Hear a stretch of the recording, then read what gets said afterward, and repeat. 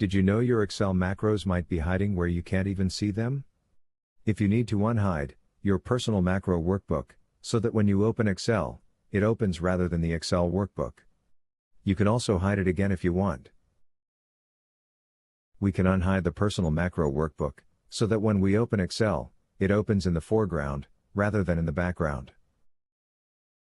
Click View tab. Then click Unhide command.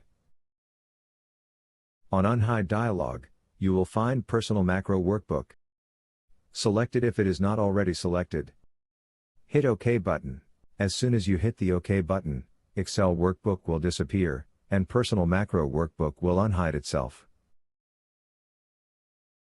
Then hit Close button to close Excel application. Save the changes. Once again open Excel. This time Personal Macro Workbook will open. Click View tab. Then hit Hide command. Click Close button to close Excel. Hit Save button to save the changes. Open Excel again. This time, Excel Workbook will open.